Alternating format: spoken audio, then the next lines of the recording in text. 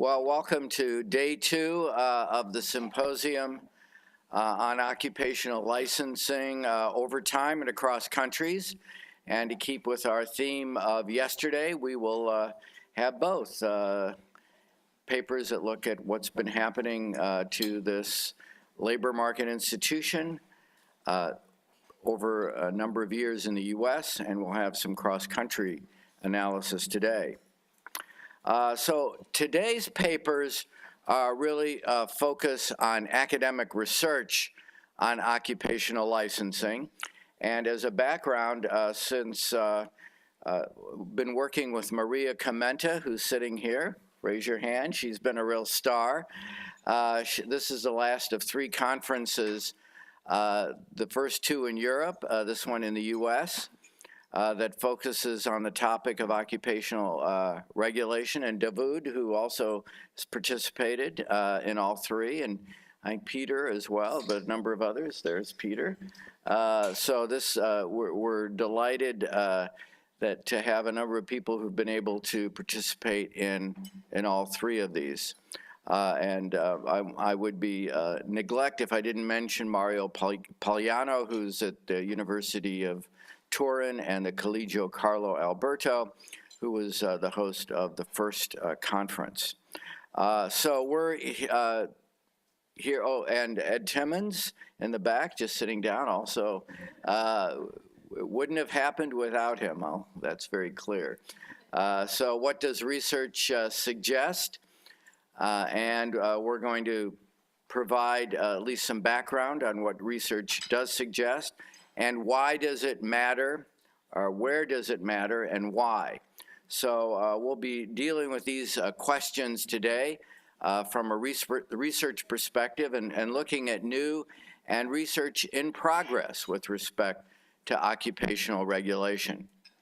One of the questions that was addressed yesterday, and this is sort of a review of some of the issues that were discussed yesterday, is has licensing gone too far? And one of the commenters is Secretary of Labor Acosta, who is busy taking care of storms on the East Coast. But overly burdensome licensure requirements weaken competition without benefiting the public. And I think that was going to be the focus of his presentation yesterday. Prior to the Trump administration, the Obama administration put out a white paper, and sort of a key finding of that was too often policymakers do not carefully weigh the costs and benefits when making decisions about whether or how to regulate a profession through licensing. So that was one of their conclusions. And we have Ryan Nunn, who can either agree or not, one of the co-authors of that white paper. And also internationally, I want to liberalize unfair regulation to make it easier for people to follow their dreams and start new careers.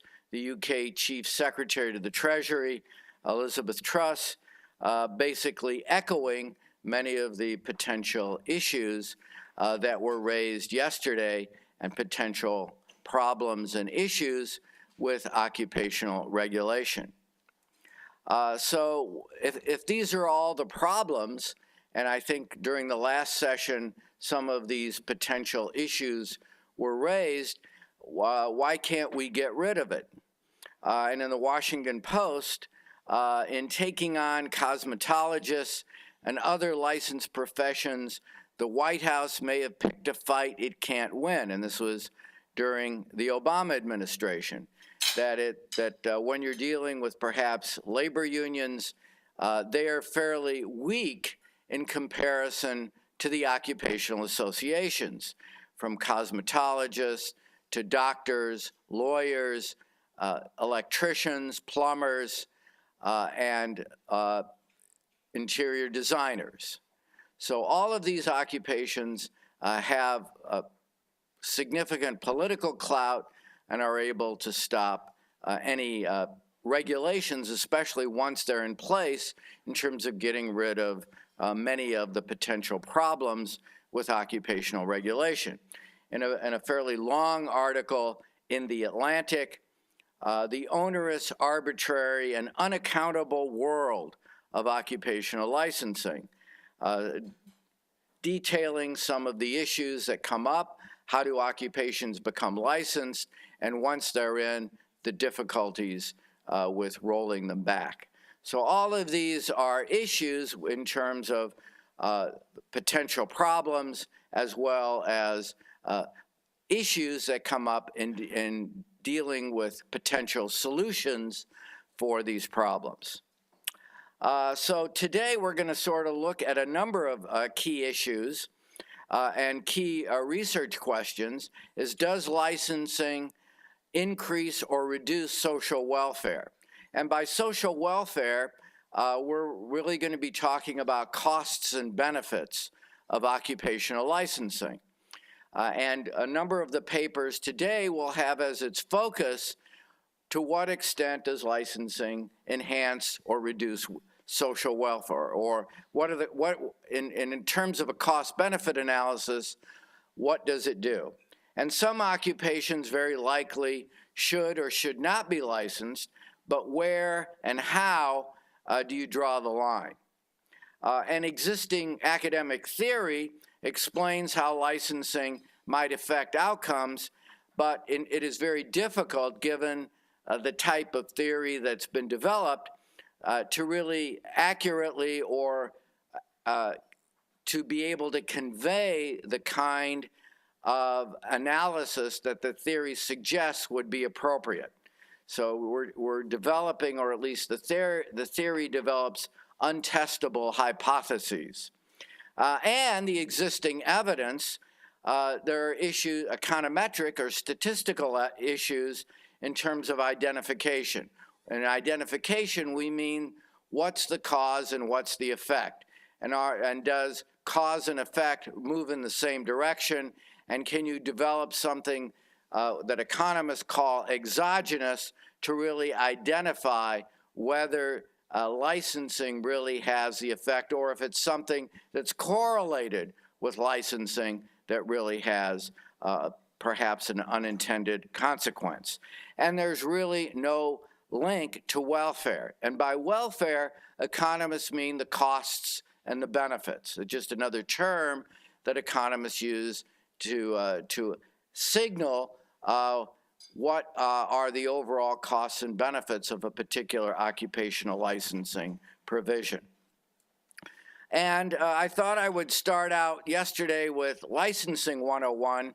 Well, this is Economics 101. And this is sort of an economic analysis of occupational licensing policy, where you start off at initial quantity Q, and licensing has two potential effects. One is because consumers may perceive licensing of being of higher quality may shift the demand curve outward for a particular service, whether it improves quality or not, but it might be perceived as increasing quality, and when licensing comes in, it shifts the demand curve out, but it also likely reduces the supply, that is the number of practitioners and the amount of hours that they work, and overall might reduce the quantity of workers, or the number of hours that might be provided in the marketplace. So one sort of net welfare effect might be to reduce overall hours provided in the marketplace. So at the bottom, you might have a change from Q to Q prime, and that might be an overall measure of economic welfare. So if licensing may raise prices, it may raise wages, but it may also, as our discussion yesterday suggested, reduce employment. And one way to see if licensing is overall welfare enhancing is to measure what effect licensing has on overall employment. And that might be one of the topics or some of the issues that the research today will focus on. So without spending too much time with an introduction, I want to note the papers that are going to be presented. First, A Cost of U.S. Dental Monopoly by Jim Schmitz, who is a highly published senior research economist at the Federal Reserve Bank of Minneapolis, who spends his career looking at monopolies. The second paper is by Janet Johnson, looking at is occupational licensing a barrier to interstate migration? The third paper, which is an experiment, which is in Germany by Davud Rostam Ashfar, who is visiting at Berkeley, but is at the University of Hohenheim in Germany, looking at licensing using experimental evidence. And the final paper by Ji Chen at Lehigh University, looking at the effects of dental hygienist scope of practice and autonomy on access to dental care. And we will have, after the first two papers, we will have a break, a 15-minute break, and then following the second two papers, we will have lunch and close, and the lunch will be outside. So again, I'm delighted that you came back for day two. We look forward to a very interesting and informative set of papers.